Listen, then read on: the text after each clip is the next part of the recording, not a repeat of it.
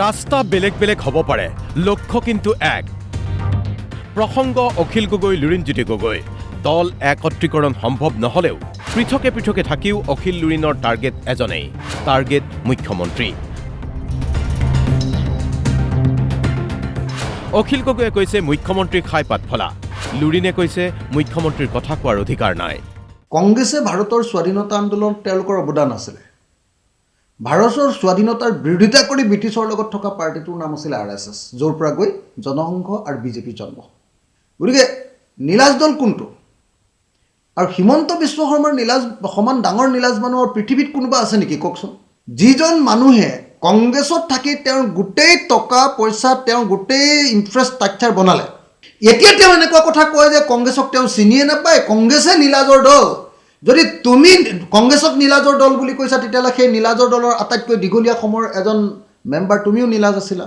এনেকুৱা খাই পাত ফলা মানুহ ক'ৰবাত থাকে নেকি যে যিটো দলে গোটেই ৰাজনৈতিক কেৰিয়াৰটো বনাই দিলে সেই দলটোক কয় যে এই দলটো আটাইতকৈ নীলাজৰ দল? আৰে যদি সেই দলটো আটাইতকৈ নীলাজৰ দল, তুমি তাতকৈ বহুত বেছি নীলাজ। তেওঁলোকে কৈছিলে আত্মনিৰ্ভৰশীল অসম, ভাৰতবৰ্ষৰ 5খন ৰাজ্যৰ ভিতৰত এখন হ'ব। আৰে আমি ক'ত আত্মনিৰ্ভৰশীল হ'লোঁ? চাউলত হ'লোঁ নে মাংসত হ'লোঁ নে গাখীৰত হ'লোঁ নে কণীত হ'লোঁ নে মাছত হ'লোঁ? মুখ্যমন্ত্ৰীয়ে ক'ব লাগে।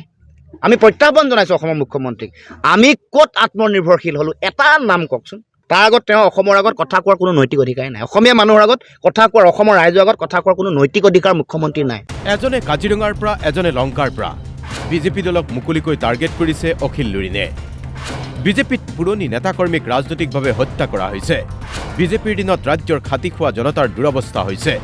এই অভিযোগ আনি লংকাৰ সাংগঠনিক সভাত এই মন্তব্য কৰিছে অসম জাতীয় পৰিষদৰ সভাপতি লুৰিণজ্যোতি গগৈয়ে। অখিল গগৈয়েও কাজিৰঙাৰ পৰাই টাৰ্গেট কৰিছে বিজেপিক। অসমৰ ৰাজনৈতিক ইতিহাসৰ আটাইতকৈ বেয়া গৃহ বিভাগ চম্ভালিছে হিমন্ত বিশ্ব শৰ্মাই। অসম ভাৰতবৰ্ষৰ ভিতৰত আটাইতকৈ বেছিকৈ মহিলা আৰু শিশুৰ ওপৰত অত্যাচাৰ কৰা ৰাজ্যৰূপে পৰিগণিত হৈছিল। প্ৰত্যেক দিনাই মহিলাৰ ওপৰত আক্ৰমণ, প্ৰত্যেক দিনাই মহিলা নিৰাপত্তাহীনতাত ভোগা আমি দেখিছোঁ। বিজেপি দলটো আৰু এতিয়া বিজেপি বা ভাৰতীয় জনতা পাৰ্টি নহয়, এইটো হ'ল আজিৰ দিনত HBH কোম্পানী প্ৰাইভেট লিমিটেডৰ বাহিৰে আন একো নহয়।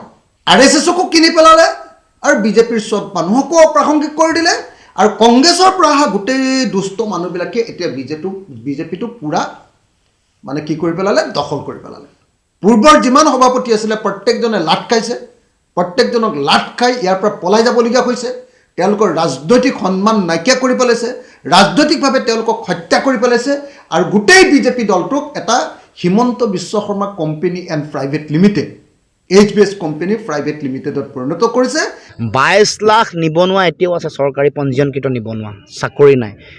উৎপাদন হোৱা সামগ্ৰী মানে ধানৰ মূল্য নাপায়, উৎপাদন কৰা আন আন সামগ্ৰীৰ মূল্য নাপায়। এইবোৰৰ পিছত মানুহ দিনে দিনে দুখীয়া হৈছে, জীৱন ধাৰণৰ মানদণ্ড তললৈ গৈছে।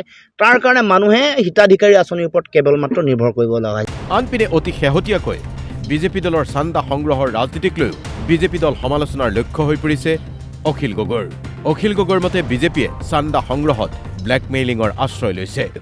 চান্দা সংগ্ৰহৰ ক্ষেত্ৰত আটাইতকৈ ডাঙৰ চান্দা মাষ্টাৰজন ডেফিনেটলি বিজেপিয়ে মানে গোটেই কৰ্পৰেটবিলাকক, যিমান কৰ্পৰেট আছে গোটেই কৰ্পৰেটবিলাকক কি কৰিছে? হয় ব্লেকমেইল কৰি, নহ'লে বা ৰাজহুৱা গোটেই সম্পদবিলাক সিহঁতৰ হাতত দি মানে সাংঘাতিক ধৰণে নতুন এটা পলিচি উলিয়াই ল'লে। আপোনালোকে জানে এতিয়া সুপ্ৰিম কোৰ্টে যিটো নিষিদ্ধ কৰি দিলে, সেই পলিচিৰ জৰিয়তে আপোনাৰ ইলেক্টৰেল বণ্ড বুলি কয়, সেই ইলেক্টৰেল বণ্ডৰ জৰিয়তে এনেকুৱা শোষণ কৰিলে। এই কোম্পানীবিলাকক লগত হঠা মিতিৰালি কৰি এই কোম্পানীবিলাকক আমাৰ দেশৰ সম্পদ দি এই কোম্পানীবিলাকক বেংকৰ লোন দি এই কোম্পানীবিলাকক বেংকৰ লোন দিয়াৰ পাছত পলাবলৈ সুবিধা দি, ধাৰ মাৰিব নলগীয়া কৰি, আৰু এই কোম্পানীবিলাকক ছাবচিডি, তেওঁলোকে যিবিলাক লোৱা ধাৰ, সেই ধাৰবিলাক মাৰিব নালাগে বুলি ৰেহাই দিয়াৰ জৰিয়তে কি কৰিছে যে গোটেই কোম্পানীবিলাকক সা সুবিধা দি দেশৰ জনতাক লুণ্ঠন কৰি বিজেপিয়ে শেষ কৰি পেলালে।